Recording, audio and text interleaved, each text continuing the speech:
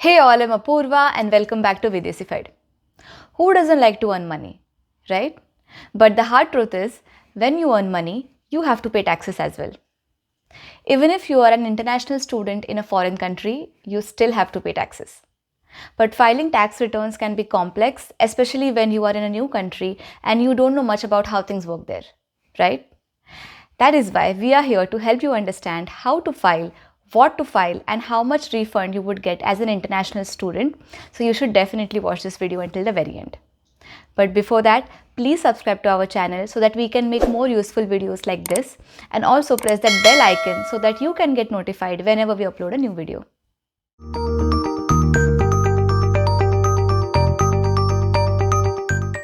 US tax season starts in January and ends in mid-April every year, and the taxes are filed for the previous calendar year. So if you're filing tax returns in 2022, then you would be filing them for the period from January 1st, 2021 to December 31st, 2021.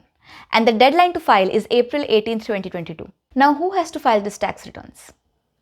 Even if you are an international student or dependent on F, J, M or Q visa and you are present in the US in the year 2021, then you have to file your tax returns even if you had any income or no income at all. Filing these tax returns are very important because 1. It is one of your visa requirements. 2. You may be getting a refund, so you don't want to miss the extra money. And 3. You may be owing money to the IRS, and IRS is not someone you mess with in the US. So if you want to be in good standing with your visa and taxes, then you should file your tax returns, no matter what, as long as you're in the US. So now that we have established who has to file the tax returns, let's talk about how to file them and what are some of the common mistakes people do while filing the tax returns. But before we go there, let me tell you that we are not tax professionals and all the things we are going to discuss in this video are from our personal experience of filing tax returns since the last 4 to 5 years. We are going to discuss the most common scenarios, but when it comes to taxes, every situation can be different. We will provide some resources to help you, but it is important to take professional help in case you're not sure about something. Because filing tax returns incorrectly can cause you problems in the future, like when you change your visa status or applying for permanent residency. So please make sure you have every information correct. Since we are done with that disclaimer, let's talk about the main differentiator while filing taxes. That is the resident status. If you are on the F, J, M or Q visa as a student or a dependent and been in the US for less than 5 calendar years, then you are called as a non-resident alien. Don't worry about them calling you an alien, it is only for the tax purposes. Now once you complete 5 calendar years, from 6th year onwards, you will get the resident status while filing the tax returns. If you get the resident status, then you would be eligible for some of the tax credits or benefits by the IRS. Like in 2020 and 2021, US gave stimulus checks total worth up to $3,200 per person to boost their economy during the COVID, and only residents were eligible for these checks. If you were a non-resident alien in 2020 and 2021, then you won't be eligible for the stimulus. But if you completed 5 years before 2021, then you can still get your stimulus check this year. The residents file the Form 1040, while the non-residents have to file the Form 1040 NR. So the rule of thumb is, if you are in the US for less than 5 calendar years, then you have to file 1040 NR. And if it is more than 5 calendar years, then you can file 1040. Now let's talk about what kind of income is taxable. India has an income tax treaty with the US. So because of that, if you are from India or any country that has a tax treaty with the US, your income from outside of the US is not taxed. You only have to pay taxes for the income that is generated in the US or from the US sources. So whatever money you bring in for your tuition fee or living expenses from your home country is not taxable. If you get a scholarship that covers only your tuition fee, then that is also not taxable. But if you get any scholarship or stipend for your living expenses, then that is taxable. And any income that you earn from on-campus jobs or assistantships or by working on CPT or OPT, all that income is taxable. Also, if you make any investments or have passive income sources within the US, then that income is also taxable.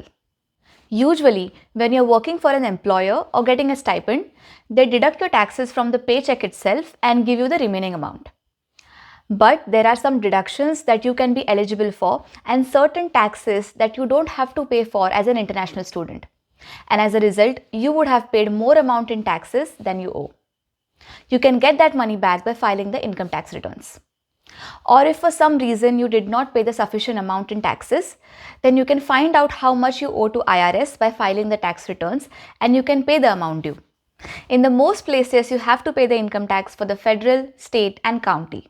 But in some states like Texas, Florida or Washington, you don't have to pay the state income tax. So check your local tax guidelines carefully. Now what if you don't have any taxable income? You don't have to file tax returns, right? Well, no. You have to file the tax returns even if you don't have any income in that year. But in that case, you only have to file Form 8843. Form 8843 is a simple form where you provide some basic details about your visa and passport and report the number of days you were present in the US in that year. It has multiple sections based on your visa type, like teachers, students, and professional athletes. So scroll down to your section and fill the details. You can sign it and mail it to the IRS at this address. The deadline to submit this Form 8843 is June 15th. So you have a couple of months additional time than the regular tax returns deadline. Now, if you had any taxable income, then like we said earlier, you have to file Form 1040 or 1040 NR as per your resident status. One of the common mistakes the new international students do is they use these popular apps like the TurboTax or Credit Karma to file their taxes. These apps are designed for the US citizens and residents. So they do not support forms like the 1040 NR or any supporting forms for non-residents. So you should not use these apps until you stay here in the US for at least 5 calendar years.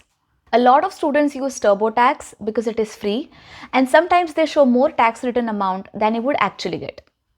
Last year and this year, students who filed through TurboTax are getting stimulus checks as well, even though they are not eligible because they are unknowingly filing as residents. This is wrong, and those students can face problems in the future when they apply for visa change or PR, or even IRS can track them down. So if you received a stimulus check even when you are a non-resident alien, don't use that check. Please return it to IRS. There must be a mistake in your tax return filings, so you have to correct it by filling the Form 1040X. You can make the amendments within 3 years, but you have to return the check immediately. Also, correcting the mistakes in your tax filings as soon as possible is best. So now you know, as a non-resident alien, you cannot use TurboTax or Credit Karma for your tax returns. So then what is the alternative? Well, there are apps like the HR Block and others, but by far the most popular and efficient solution is the Sprint Tax. This is not a sponsored video by Sprint Tax. We are only recommending it because a lot of international students use it, and I personally have been using it since the last 4 years. Sprint Tax is not for free. It charges students for filing their taxes. But the good thing is that most universities give the coupon codes that give full or partial discounts on Sprint Tax charges. So you can reach out to your international students office and find out about the coupons. If you don't want to use the Sprint Tax, then you can still fill the forms on your own with the help of internet resources or your friends and seniors, but there is a chance of making mistakes. If you can spend, you can take the help of professional CPA as well. Sprint Tax is affordable and very easy to navigate. They have a lot of resources and a chatbot for immediate help whenever you need. You can even get help from their tax professionals quickly whenever you have any doubts about any questions on the forms. These are the documents that you need to file your tax returns. The W-2s which you get from your employers are very important because most of the details are taken from there. And once you fill in all these details, Sprint Tax calculates your refund or the amount due instantly and gives you the final numbers and the documentation. Your tax returns depend on a lot of things. But if you want a quick idea, then here is a trick we learned by ourselves that we are going to share with you today. So take your total federal income and subtract 12,550, and that will give you the total federal taxable income. This 12,550 is called the standard tax deduction. IRS doesn't charge tax on your income up to a minimum limit, and any income above that will be taxed. This minimum amount is called the standard deduction, and it changes every year. For the year 2021, it is 12,550 if you're single or married but filing separately, and 25,100 if married and filing jointly. If your income is less than this amount in 2021, then you don't have to pay any taxes. If you have paid anything already, then you will get it as a refund.